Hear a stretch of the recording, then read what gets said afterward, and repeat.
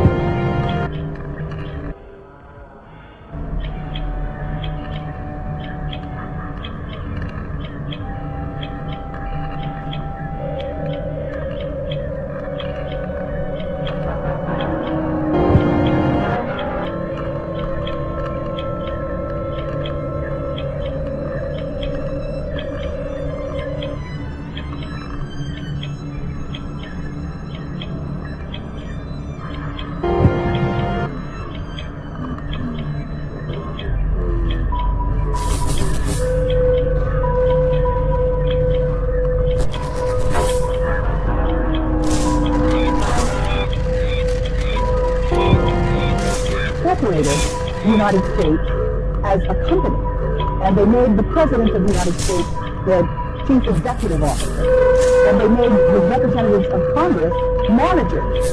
And so when people come to Congress, they're taught very quickly that their constituents are not what it's all about.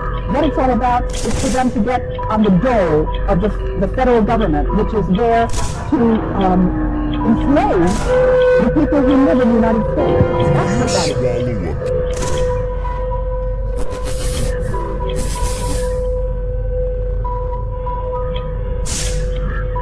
What does that mean the U.S. Constitution had come to an end? Well, it was the end of the third and final international bankruptcy of the United States. And with the end of the third and final international bankruptcy, the King of Great Britain had to vacate his position as Postmaster General due to international banking law. And the trustee between us and Great Britain or the bankruptcy goes to the President of the United States. Well, if there's no more bankruptcy, then there's no more need for a trustee. The agreement with us and Great Britain is over.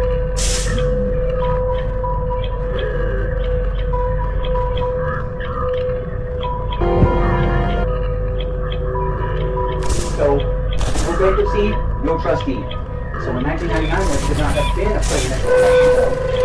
The U.S. Congress should have been shut down, the Senate should have been shut down, everybody should have been fired, and we should have entire government from the ground up, and they never told the American people about any of it. Now, in the American Revolution, the United States didn't have a strategic metals contract in place, okay? We weren't allowed to print and mint our own coinage, so we had to borrow it from these guys, from the Rothschilds.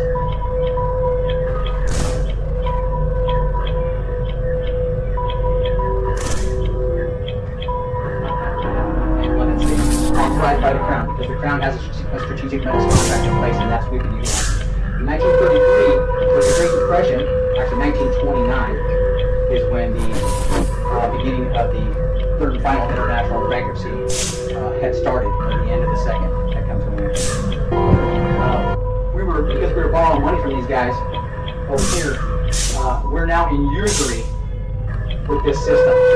Okay, so that is how we're captured in usury with these guys over here.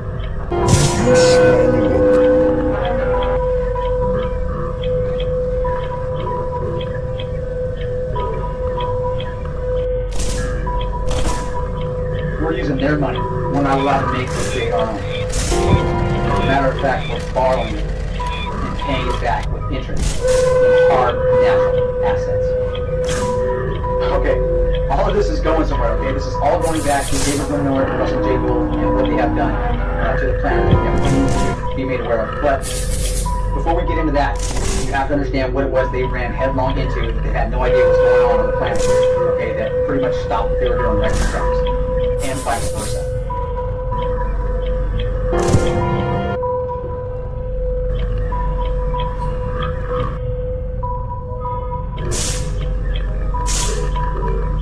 Okay, so this is where the banking warfare and the warfare against the United States really kicks off. Back in 1933, Roosevelt was in office, and a Nazi coup, inspired and led by Gerald McGuire, backed by Prescott Bush, J.P. Morgan, Remington, and Goodyear, were trying to get Roosevelt out of office. What they did was they tried to elicit the help of General Smedley Butler for the United States Marine Corps in an effort to help them get Roosevelt out of office. They figured that with Butler's influence over the American soldiers, that he could assemble 500,000 men and help them get Roosevelt out.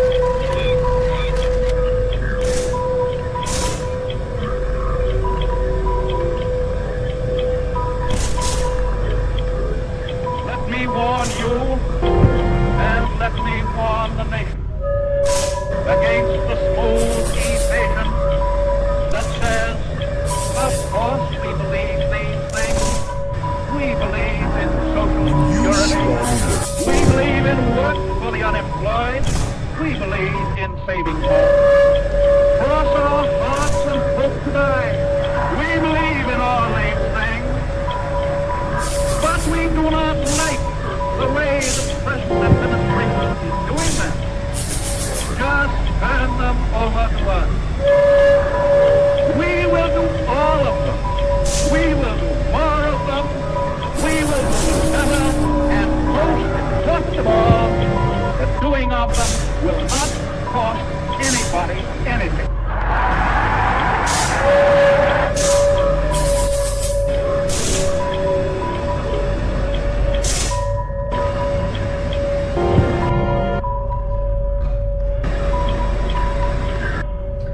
Thank God for Smedley Butler, he blew the whistle, and the plan failed. However, these corporate heads, J.P. Morgan, Remington, Goodyear, and the others, were never indicted for this treasonous act.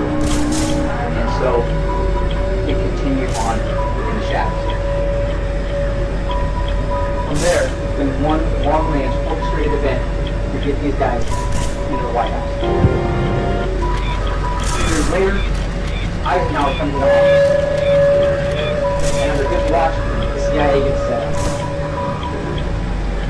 And Eisenhower then gave a masterful speech on a conspiracy that he was working on. And he told the American people to keep an eye on the military-industrial complex because he saw it as extremely dangerous.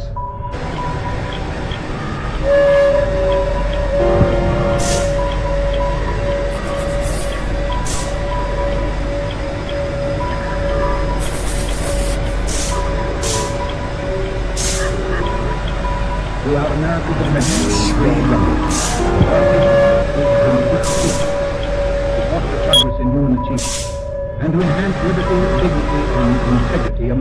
accepted among nations. To strive for less would be unworthy of a free and religious people. Progress toward these noble goals is persistently threatened by the conflict now engulfing the world. It commands our whole attention, absorbs our very being. We face a hostile ideology, global in scope, atheistic in character, ruthless in purpose, and insidious in method. Unhappily, the danger promises to be of indefinite duration.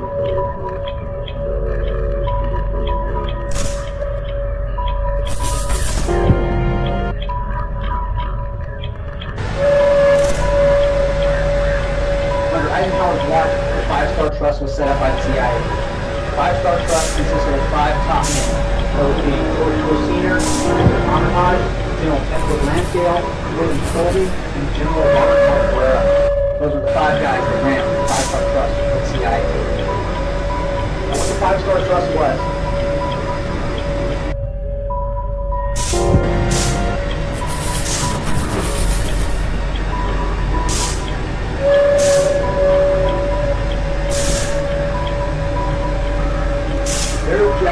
was to set the largest drug and money laundering system the world had ever seen. It was called Operation Studebaker and Operation Clean Room, which was the money laundering systems into the operation. And that was ran out of Kentucky by Marion Horn.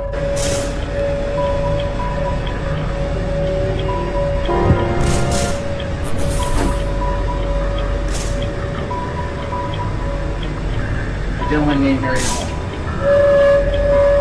The main objective of this operation was to create money for the CIA, so they wouldn't have to go and ask Congress for money. Doing so might promote the plan the CIA had going on, so they developed the largest drug and money laundering system the world has ever seen. The objective of this was to set up the drug money operation and then put all the money into the operational banks set up by the Rothschilds and 13 banking families known as the Five-Star Trust. That was Lucifer's Sustainable Development Fund. That's Lucifer's piggy bank. Who's going to say it? So, once this all got set up, Kennedy came into office. And Kennedy warned us of a massive conspiracy that scared him so bad, he created U.S. Special Forces.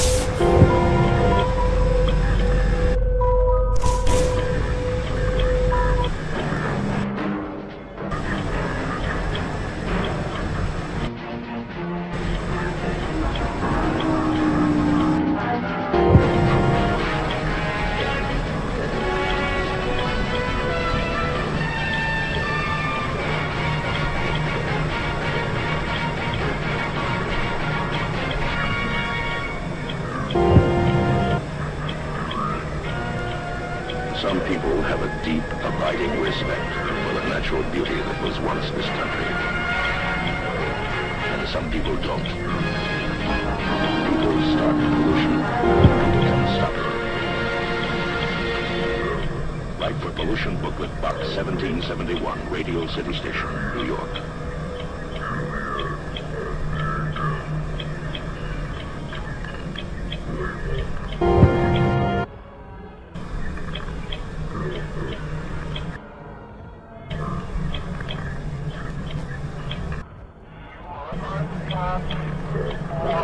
When you swallow it,